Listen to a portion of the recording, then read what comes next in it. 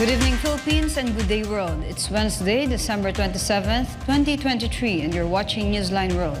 I'm Ruth Hamilton. We will bring you the top stories we've gathered from all over the globe. The foreign trips of President Bongbong Marcos reportedly generated thousands of jobs for Filipinos and billions worth of investments. In the Israel-Hamas war, relatives are asking the Israeli government to bring the remaining 129 hostages back home. Japan sanctions 3 senior Hamas members believed to have participated in the October 7 attacks. Brazil's most wanted militia leader surrenders to authorities. And the United Arab Emirates is preparing for more space activities next year. This and more for tonight's edition of Newsline World. First on our news, the many foreign trips of President Bongbong Marcos have brought about more than 200,000 job opportunities for Filipinos and billions worth of investments for the country. Valdivina Gracia reports. President Ferdinand Bongbong Marcos Jr.'s official foreign travels abroad from the last quarter of 2022 to 2023 have generated over 200,000 job opportunities for the Filipino people. This is in addition to the billions of pesos in investment pledges brought to the Philippines by PBBM. Based on updates on investment leads from presidential and state visits by President Marcos, the Department of Trade and Industry, or DTI, stated that the president's travels in the past year generated 7,100 job opportunities from Indonesia on September 4 and 6, at least 14,932 from Singapore on September 6 and 7, and 98,000 from New York on September 18 to 24. Marcos also brought home 5,500 job opportunities from his Thailand visit on November 16 until 19. At least 6,480 from his visit to Belgium on December 11 until 14, and 730 from the Netherlands on December 15 until 17.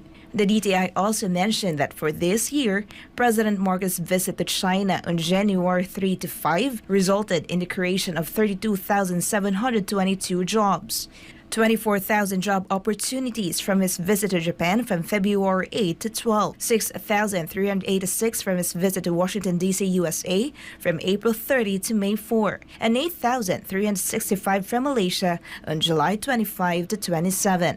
The president's visit to Singapore on September 14 to 17 also created 450 job opportunities, 2,550 jobs from his visit to the U.S. on November 14 to 17, and 15,750 jobs from his visit to Japan on December 15 to 18. Presidential Advisor on Investment and Economic Affairs Frederick Go previously announced that the 169 billion pesos worth of investment pledges from President Marcos' state visit to Japan have been actualized, providing thousands of job opportunities for Filipinos. Meanwhile, the actualized investments from President Marcos Jr.'s presidential and state visits this year reached $5.28 billion or 294 billion pesos. DTI Board of Investments Under Secretary Seferino Rodolfo stated that President Marcos' foreign trips have actualized $4.89 billion or 227.72 billion pesos in investments for 8 projects, $790.58 million or 44.02 billion pesos for 11 projects, and $398.17 million or 22.17 billion pesos for 9 projects as of December 21.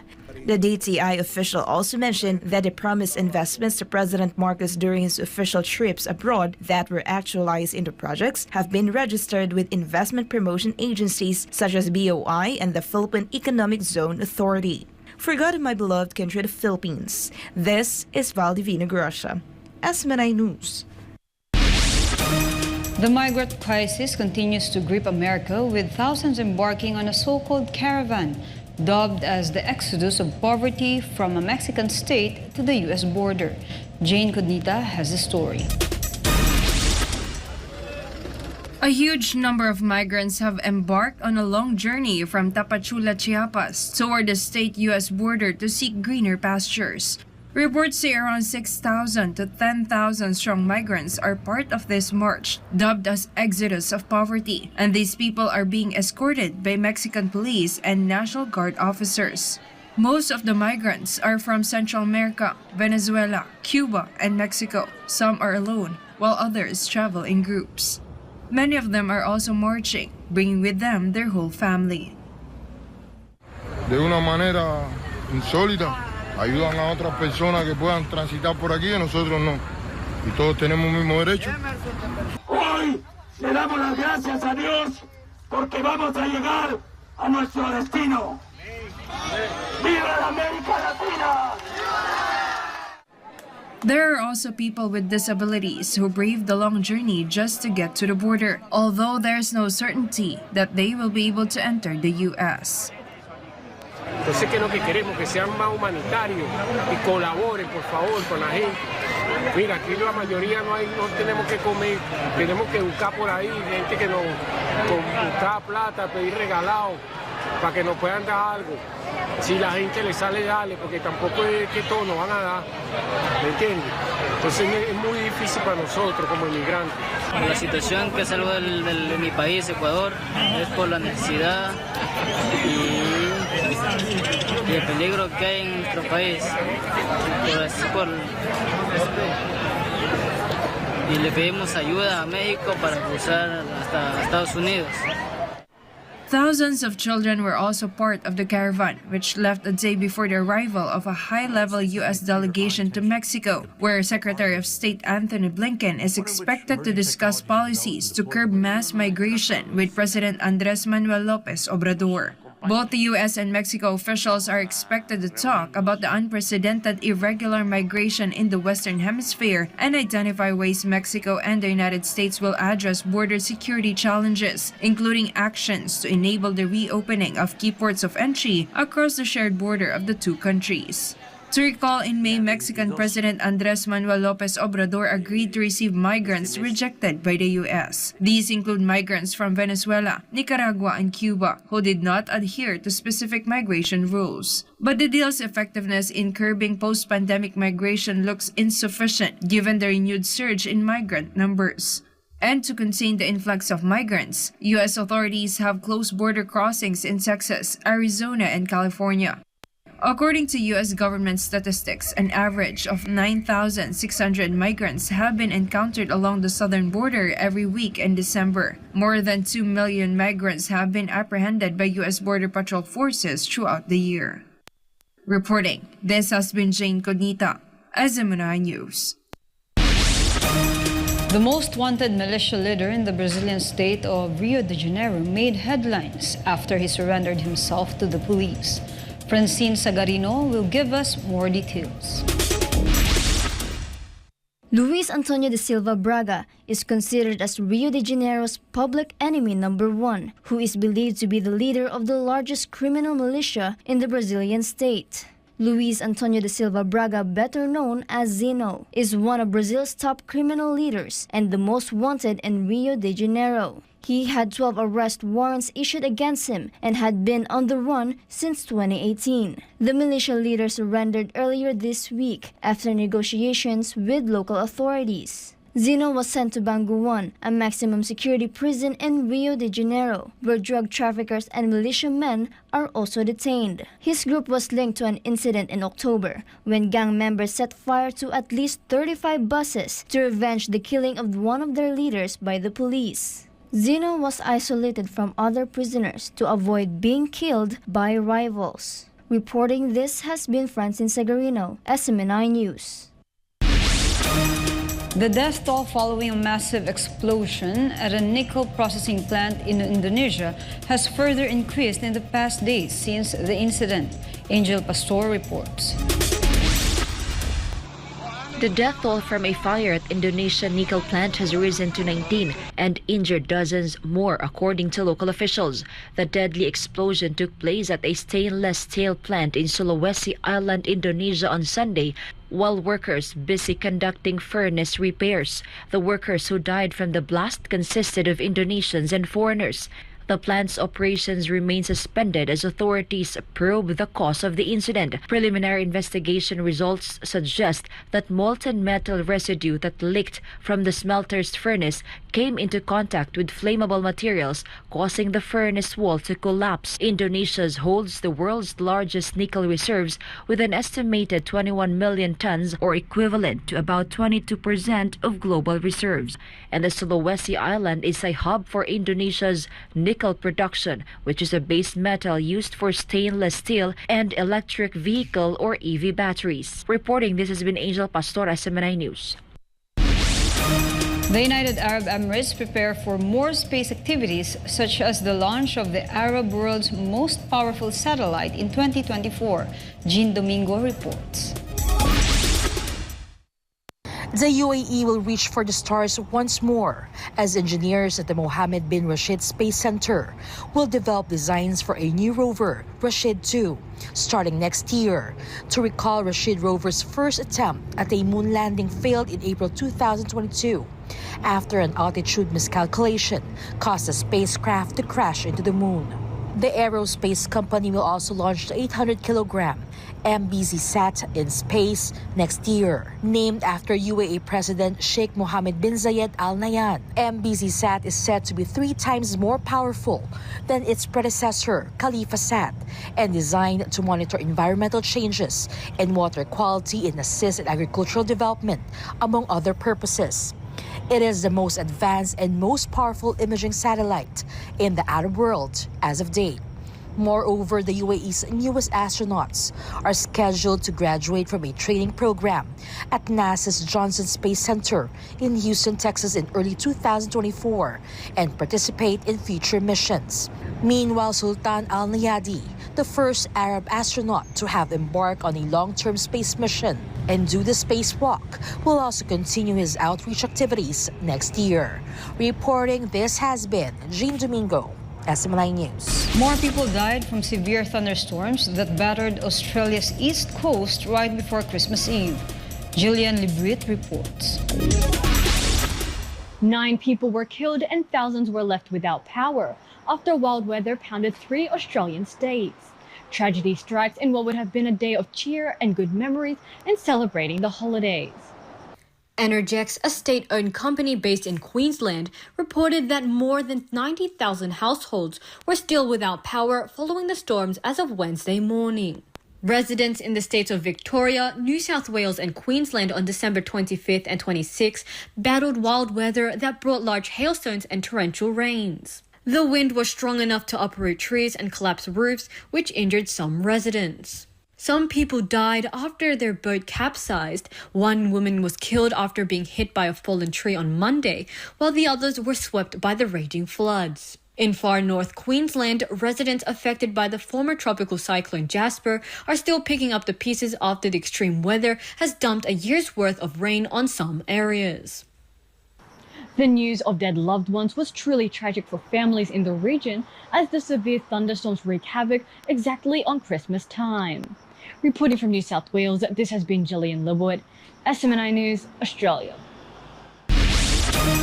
The Crown Prince of Saudi Arabia and the Prime Minister of India held talks in the wake of changing geopolitical landscape in West Asia. Melchizedek Cadiz has the news. Crown Prince and Prime Minister of Saudi Arabia Mohammed bin Salman bin Abdulaziz Al Saud held talks with Indian Prime Minister Narendra Modi over the phone earlier this week. Both leaders exchanged views on the current situation in West Asia. The normalization of relations between Israel and several Arab states, such as the UAE and Bahrain, through the Abraham Accords in 2020, ushered in a significant geopolitical shift in the region. West Asia also became a new arena of the growing strategic competition between the United States and China. In March 2023, China brokered a peace agreement to settle years of dispute between Saudi Arabia and Iran in Beijing. Saudi Arabia was also on the path of making history by forging diplomatic relations with Israel for the first time through a deal brokered by the United States. However, the surprise attacks by Hamas on October 7th, toward Israel delayed the process. To recall, the Saudi Crown Prince paid a state visit to India in September, where he was greeted by a grand welcome by Indian Prime Minister Narendra Modi. Reporting, this has been Melchizedek Cadiz, SMNI News, Kuwait. 4 major automotive companies from Japan are set to invest billions of dollars to produce electric vehicle in Thailand. Anisa de Guzman has the news.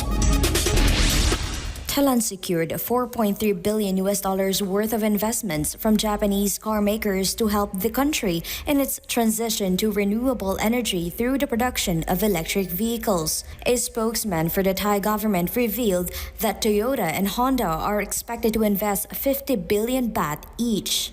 Meanwhile, Isuzu will put up 30 billion baht and Mitsubishi 20 billion baht. The automakers will start manufacturing electric vehicle pickup trucks within 2 to 3 years. The government also announced planned tax incentives to help automakers produce EVs in Thailand. Thailand aims to become an EV hub in the Southeast Asian region and set an ambitious target to increase electric vehicle EV production by 30% by 2030. The initiative supports Thailand's goal to reach carbon neutrality by 2050 and net zero emissions by 2065. Thailand's Prime Minister Srettha Thavisin, a businessman turned politician, secured the investments after he visited Japan earlier this month. Reporting for Newsline World, Anisa de Guzman, SMNI News. Israel has returned the remains of some 80 Palestinians buried in Gaza. However, these bodies remain unidentified, while some have already decomposed. Andrea Santos reports. A truck carrying some 80 bodies of Palestinians killed in airstrikes and fighting arrived in Gaza following reports about their release by Israel. Bodies wrapped in blue body bags were unloaded from the container and placed in the excavator's bucket for further transportation to the mass grave and burial. Reports say the health ministry in Gaza received bodies via the Kerem Shalom border crossing the southern Gaza Strip. The process was closely followed by the Red Cross. Kerem Shalom border crossing is a vital link connecting Israel and Gaza Strip. Ahmed Abu Bilal, a representative of the ACOF Directorate in the Emergency Committee, explained how they will bury the remains. طبعا آلية الدفن يتم دفنهم تم حفر هذه الحفرة التي أمامكم بالكباش أو بالجراف يعني بالمصطلح ويتم دفنهم بطريقة جماعية حيث يتم مواراتهم ووضع التراب عليهم إن شاء الله.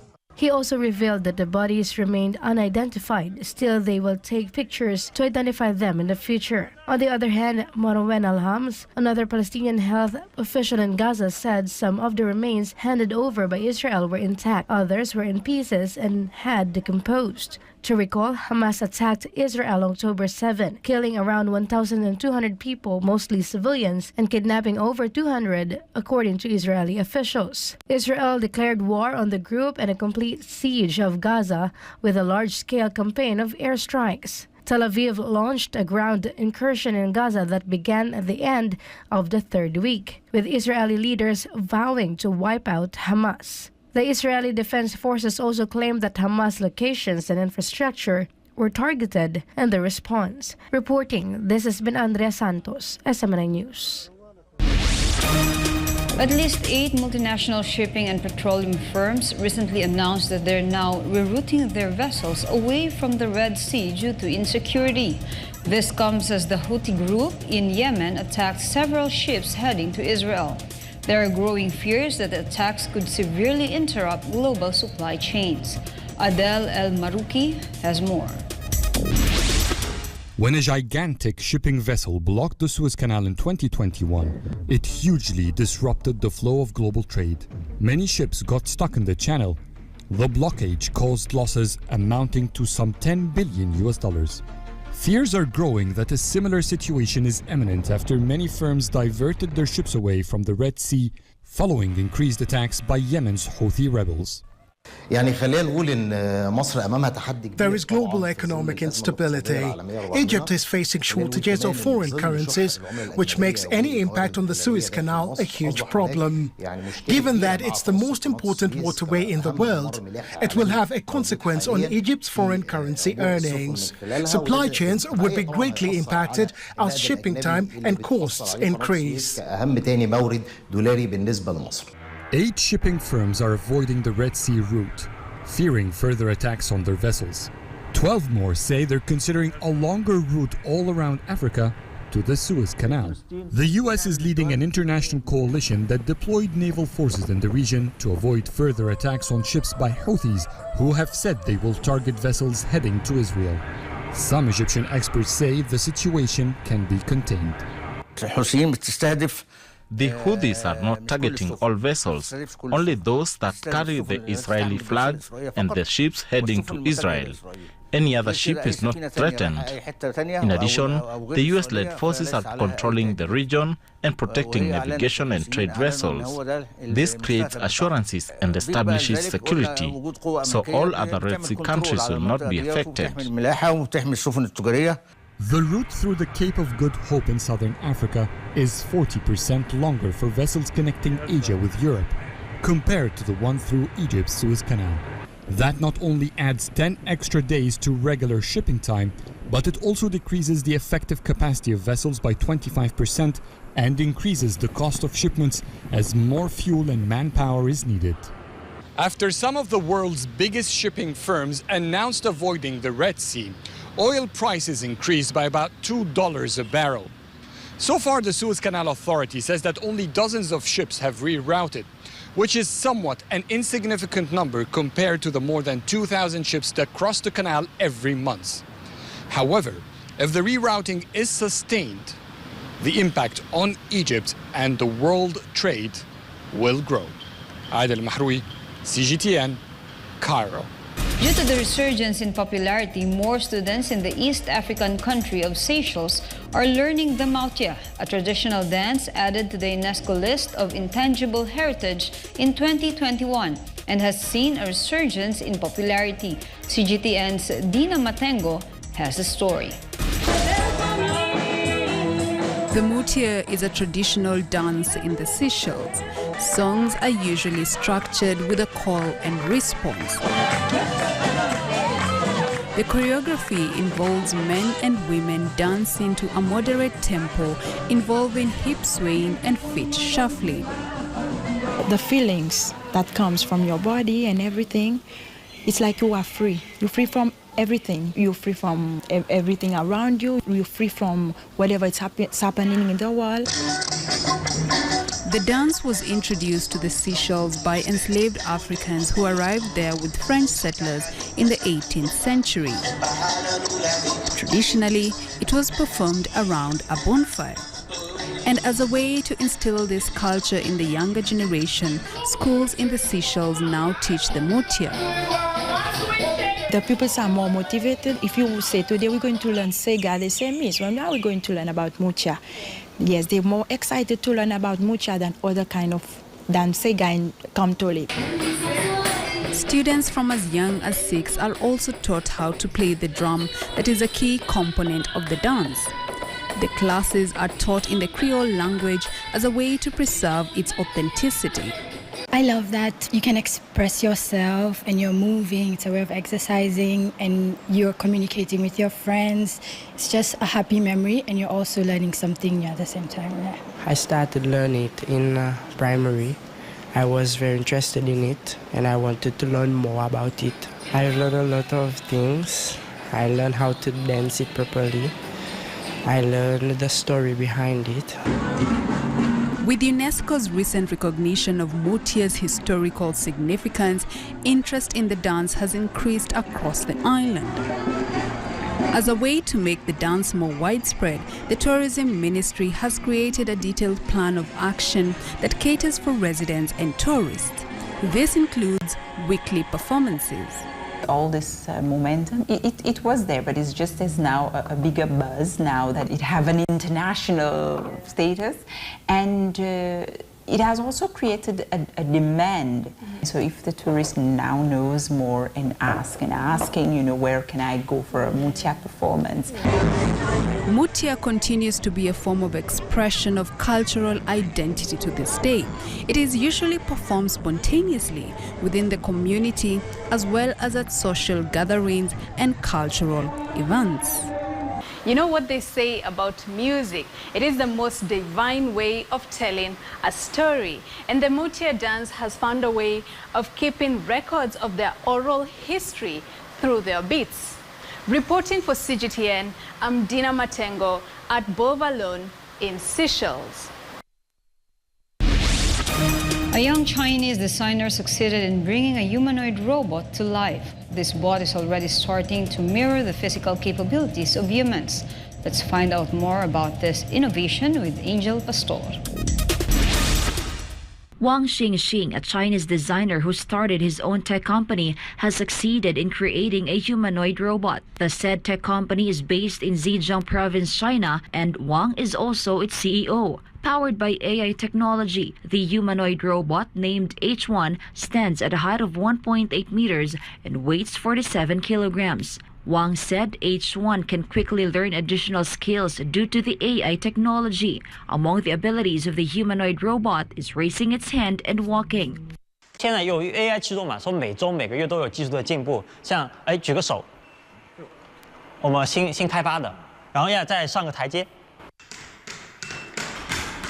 Wang said he and his team managed to develop the humanoid robot in just 6 months, and now that they have succeeded in bringing H1 to life, his team plans to further upgrade to humanoid robot. 我们重点方向还是第一就是提升它的运动能力，可以各种的地形啊，包括更复杂，比如翻山越岭都可以做。另外一部分就是更灵巧的操作，就比如说它可以工厂里面去生产装配一些零部件，做一些基本的机械设备的维修啊之类的事情吧。 Wang started creating robots in 2013, and he had not graduated from university back then. Still, because of his talent, Wang successfully built a robotic dog named X-Dog. And after various test videos of this project grew popular, Wang started receiving financing and went to found his own company in 2016. Reporting this has been Angel Pastor, SMNI News. A massive landslide occurred in a section of a national highway in Japan, and rescuers recently uncovered a car at the site where the incident happened.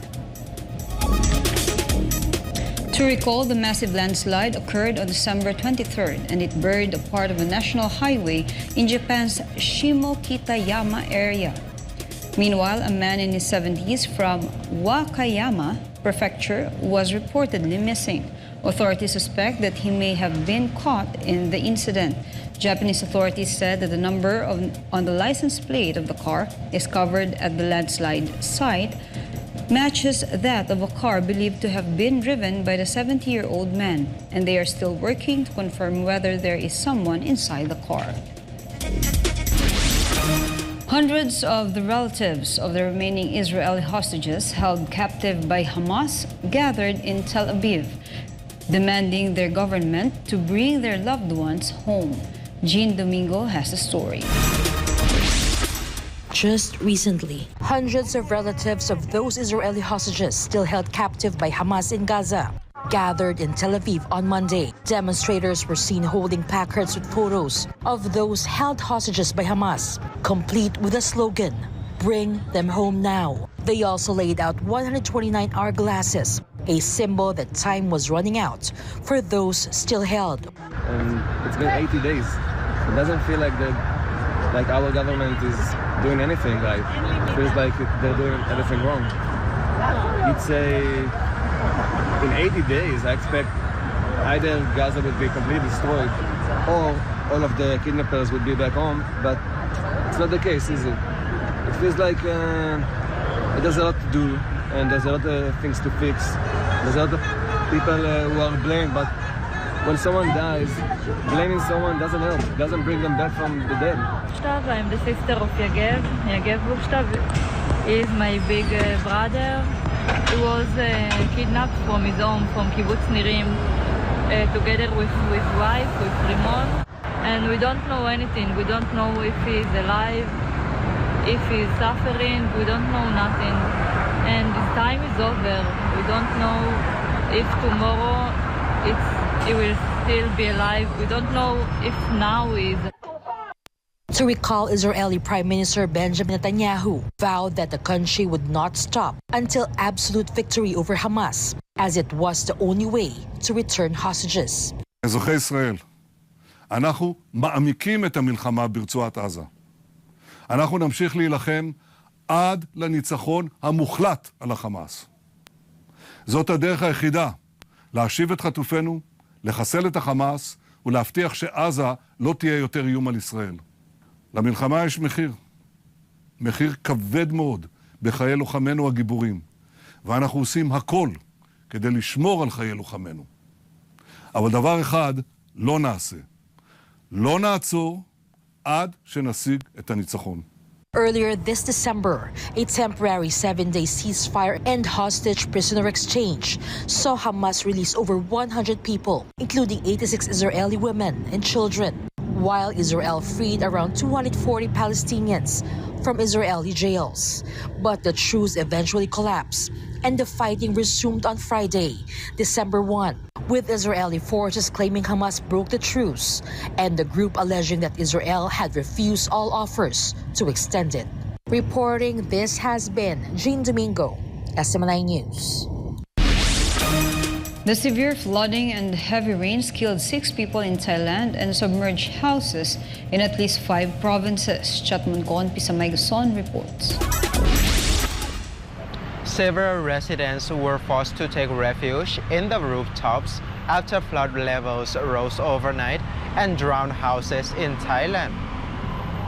Of the 5 provinces affected in southern Thailand, Narathiwat was hit the hardest. The heavy rains and floods caused severe damage and affected around 70,000 households in the country. 1 person was declared missing. Schools were closed after roads and railways were submerged in the rising flood waters. Some residents trapped in their homes were forced to take refuge on their rooftops to avoid drowning. Thai Prime Minister Seth Thaksin visited the flood victims and assured them the flooding would not last long since the waters could be drained into the sea. The extreme weather also affected Malaysia, where thousands have been evacuated to safety. รายงานจากกรุงเทพมหานคร นายชัดมงคล พิสมัยโกศล SMN News ประเทศไทย สวัสดีครับ The government of Japan announced plans to sanction 3 senior members of the Palestinian militant group Hamas, linked to the deadly attacks in Israel on October 7th. Hector Kikozaki reports. More people with alleged links to Hamas will be sanctioned by Japan in the coming days. The 3 individuals to be sanctioned by Japan are believed to have participated in the surprise attacks organized by Hamas on October 7th. The government will freeze their assets while their payments and transactions will also be sanctioned, according to Chief Cabinet Secretary Yoshimasa Hayashi.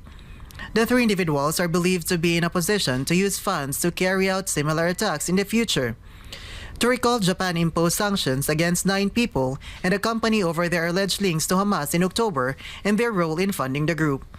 Japanese Prime Minister condemned the October 7 attacks launched by Hamas on Israel and called for the immediate release of hostages by the Palestinian militant groups. At the same time, Japan expressed concern for the deaths of civilians and the deteriorating humanitarian situation in Gaza. The war in Gaza urged Japan to walk a fine line and balance its relations with its closest ally, United States, and its ties to energy supplying partners in the Middle East. 以上、Kikozaki Hector、日本から報告いたしました。SMNI News, Japan. SMNI Foundation Incorporated shares a gift of love to hundreds of residents in Barangay Sauyu, Quezon City through a Christmas gift-giving activity. This is my report.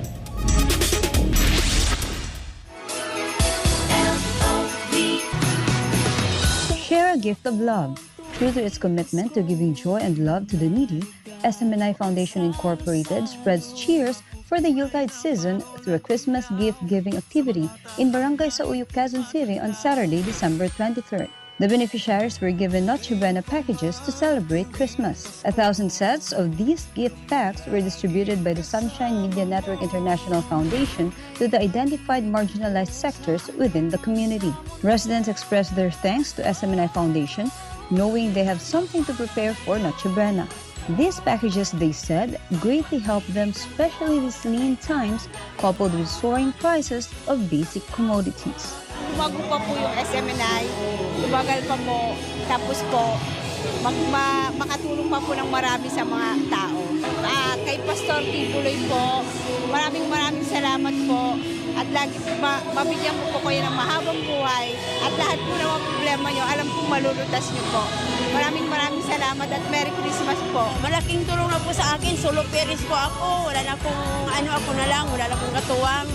Kaya maraming salamat na dumating yung biyaya sa akin ngayon. Malaking tulong na po. Mayroon na kami saluhan ng mga anak ko, 4 po kami. Pastor, maraming salamat po. Maraming tulong po, Pastor. Binigyan mo kami ng biyaya. Pastor, maraming salamat po. Merry Christmas po. Maraming salamat po. At kahit pa paano, meron na po kami ihahanda sa Pasko at Bagong Taon. For God and my beloved Philippines, this is Ruth Hamilton, SMNI News. And before we end, may be inspired with the message of the appointed Son of God.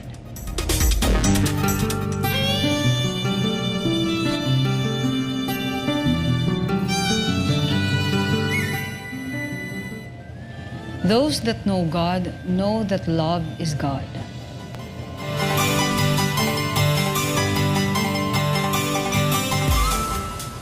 And for our New Year's countdown, we're just 4 days away from welcoming the new year. And that's all for this edition.